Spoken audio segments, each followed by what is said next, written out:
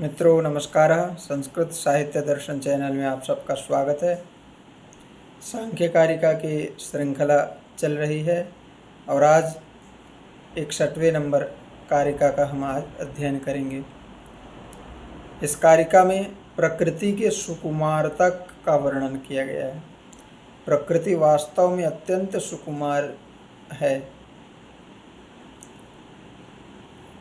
कैसे है, आइए इसको कारिका के माध्यम से सुनते हैं। प्रकृतेः सुकुमारतरं न किंचिदस्ति मे मतिः भवति। प्रकृतेः सुकुमारतरं न किंचिदस्तीति मे मतिर्भवति। या दृष्टास्मीति पुनर्न दर्शनम् उपैति पुरुषस्य। तो प्रकृतेः सुकुमारतरं न किंचिद अस्ति इति मे मतिः। मे मति कह रहे हैं जो भगवान ईश्वर कृष्ण जी, जो सांख्य कारिका के कहा जाए तो प्रणेता है। मे मति, वो कह रहे हैं मेरी मति में क्या है, आपकी मति में? तो बोले प्रकृतेः सुकुमारतरं न किंचिदपि किंचिदस्ति। प्रकृति से भी अधिक सुकुमार और कुछ भी नहीं है, ऐसा मेरा मत है, ऐसा कहा जा रहा है। बोले क्यों? या दृष्टास्मीति पुनर्न दर्शनम उपैति पुरुषस्य। इस बात को समझने के लिए एक उदाहरण मैं आपको देना चाहता हूँ। कुलीन घर की स्त्री जो होती हैं, वो अगर पर पुरुष को, अगर जब तक वो पर्दा में रहती है तब तक ठीक है। जैसे ही पर्दा से बाहर आ जाती है तो कोई पुरुष अगर उसको देख लेता है तो वो कैसे हो जाती है? तत्क्षण लज्जा से संभ्रम हो जाता है और तत्क्षण उस स्थान से पलायमान हो जाती, चली जाती है। वो क्या हो जाती है? उस स्थान से चली जाती है। ऐसे ही अच्छे घर की स्त्रियों की बात कर रहे हैं। ऐसे ही प्रकृति भी क्या करती है? अगर एक बार पुरुष का दर्शन कर लेती है तो क्या सोचती है वो? दृष्टा अस्मि इति। अरे मैं पुरुष के द्वारा देख लिया गया हूँ, ऐसा प्रकृति सोचती है। जैसे अच्छे घर की स्त्री किसी पुरुष को बगैर पर्दा के अगर वो पुरुष देख लेता है और अगर ऐसा वो स्त्री जान लेती है तो ये सोचती है कि अरे मेरे को पुरुष ने, अमुक व्यक्ति ने देख लिया है, ऐसा कह के तुरंत उस स्थान से चली जाती है। ऐसे ही प्रकृति भी मेरे को देख लिया गया है ऐसा सोच के पुनर्दर्शनम न उपैति पुरुषस्य, पुरुष के सामने फिर कभी नहीं आती वो। तो ऐसा इस श्लोक का इस कारिका का अर्थ है। इसमें वेदांत दर्शन में भी ऐसा समझ लीजिए, यहाँ से अगर दोनों सांख्य और वेदांत को अगर मिलाएं तो जैसे जीवात्मा जब परमात्मा से एक बार मिल जाता है तो बस मिल जाने के बाद वो परमात्मा ही बन जाता है, तो फिर जीवात्मा की सवाल ही नहीं है। जानत तुम ही हो ही जाई। एक बार अगर जान लेता है तो बस जानत तुम ही हो जाई। वही वाली बात यहाँ भी है। एक बार अगर प्रकृति पुरुष के साथ पुरुष का दर्शन कर लेती है, एक बार अगर दर्शन हो जाता है तो वो क्या सोचती है? दृष्टा अस्मि इति। अरे मैं किसी के द्वारा देख लिया गया हूँ, ऐसा सोच करके पुनः दर्शनम न उपैति, वो फिर से दर्शन के लिए प्रयास नहीं करती है। ऐसा 61वीं कारिका का भाव है, अर्थ है। तस्मात् न बध्यते अद्धा न मुच्यते नापि संसरति कश्चित् संसरति बध्यते मुच्यते न नानाश्रया प्रकृति ही। बोले देखिए, अब इस कारिका में वस्तुतः ये जो बंधन जो है ना और मुक्ति जो है, ये पुरुष के लिए नहीं है। पुरुष कभी बंधन में था ही नहीं, न वो होंगे, न वो होगा। पुरुष नाम का जो तत्व है वो कभी बंधन में नहीं हो सकता, क्योंकि इनका जो लक्षण है इसको हम लोगों ने पहले कारिकाओं में पढ़ लिया है। तो लेकिन ये जो प्रकृति है ये बंधन में रहती है हमेशा। कैसे बंधन? तो इसलिए इस कारिका में बता रहे हैं। तस्मात् न बध्यते अद्धा, तस्मात् न बध्यते अद्धा, निश्चित ही, अद्धा का अर्थ है निश्चित ही।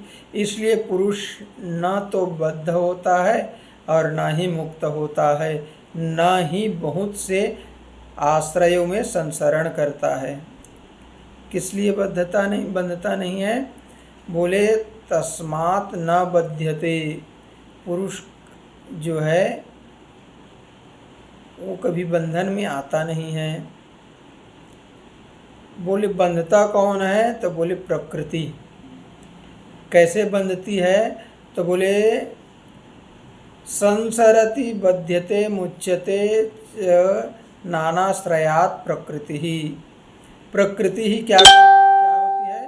संसरति, बध्यते और मुच्यते। ये प्रकृति ही है जो अनेक आश्रयों में बद्ध होती है और मुक्त को यही प्राप्त करती है और विचरण करती रहती है। प्रकृति, क्योंकि प्रकृति से ही सब महद आदि तत्व का प्रादुर्भाव होता है, तो प्रकृति का ही मोक्ष होता है। तस्मात् न बध्यते, इसलिए क्योंकि ज्ञान के कारण प्रकृति जो है, प्रकृति का जो स्वरूप हम लोगों ने वहाँ देखा है, पुरुषस्य तथात्मानं प्रकाश्यम निवर्तते प्रकृति। ये जो हम 59 कारिका में हम लोग जो पढ़े हैं, इसलिए यहाँ कह रहे हैं कि तस्मात् न बध्यते, पुरुष जो है बंधन में रहने वाला नहीं है, पुरुष बंधता नहीं है। और न मुच्यते, पुरुष की मुक्ति भी नहीं होता है। और नापि संसरति कश्चित्, कहीं भी वो जो पुरुष है कश्चित्, वो कहीं भी विचरण नहीं करता। तो विचरण कौन करता है? मुक्ति किसका होता है? बंधन में कौन है? तो बोले प्रकृति ही। नानाश्रया प्रकृति ही संसरति बध्यते मुच्यते च नाना आश्रया प्रकृति ही। प्रकृति ही का ही मुक्ति होता है, उसी का ही बंधन होता है और वही विचरण करने वाली होती है।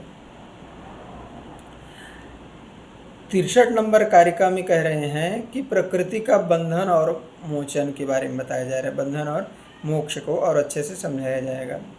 बोले कैसे इनको मुक्ति और किस प्रकार ये बंधन में आ जाती है, किस प्रकार ये मुक्त हो जाती है, तो इसके बारे में बता रहे हैं। कहते हैं रूपैः सप्तभिरेव तु बध्नाति आत्मानम् आत्मना प्रकृतिः सैव च पुरुषार्थं प्रति विमोचयति एक रूपेण। बोले रूपैः सप्तभिः एव तु, जो 7 रूप है, वस्तुतः वो 8 है।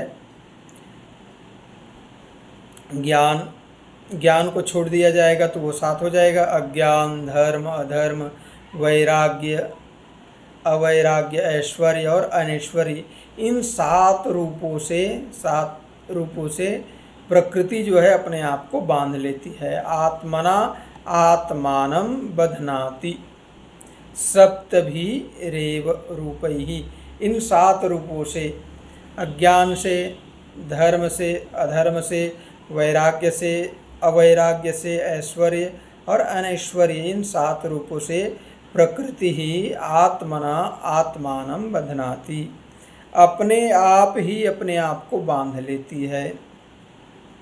और फिर क्या करती है? सैव च पुरुषार्थम प्रति विमोचयति एक रूपेण, और वही पुनः मुझे पुरुषार्थ करना है ऐसा सोच करके एक रूप ज्ञान से अपने आप को मुक्त कर देती है।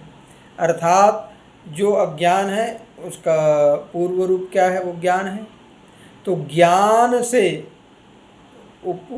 जो 8वें रूप से प्रकृति जो है ज्ञान से क्या करती है? अपने आप को पुरुषार्थ करना है ऐसा सोच करके एक रूपता सैव च पुरुषार्थम प्रति विमोचयति एक रूपेण। एक रूपेण का अर्थ है आत्यंतिक और पूर्ण रूप से, एकांतिक और आत्यंतिक रूप से, पूर्ण रूप से जो है प्रकृति अपने आप को क्या कर लेती है? मुक्त कर लेती है। सैव च पुरुषार्थम प्रति विमोचयति एक रूपेण, एक रूप से जो है पूर्ण रूप से अपने आप को मुक्त करने के लिए प्रयास करती है और मुक्त कर लेती है। एवं तत्वाभ्यासात् नास्मि न मे नाहम इति अपरिशेषम, इस कारिका में कह रहे हैं 64वें नंबर कारिका में, अविपर्याद विशुद्धम केवलम उत्पाद्यते ज्ञानम। कह रहे हैं एवं तत्वाभ्यासात, इस प्रकार तत्वों के अभ्यास से, बारंबार अभ्यास करने से कि प्रकृति प्रधान पुरुष, इन व्यक्त और अव्यक्त के ज्ञान रूपी अभ्यास से क्या होता है? पूर्वोक्त तत्वों का अभ्यास करने से न अहमस्मि, नास्मि मैं नहीं हूँ, अथवा न मैं मेरा नहीं है, अथवा नाहम इति परिशेषम अहंकार रहित परिशेष, अपरिशेष हो जाता है, संशय रहित हो जाता है। और संशयादि के नाश से केवल विशुद्ध ज्ञान उत्पन्न होता है, जब हम पता चलता है कि व्यक्त हम नहीं हैं, जो व्यक्त 23 तत्व है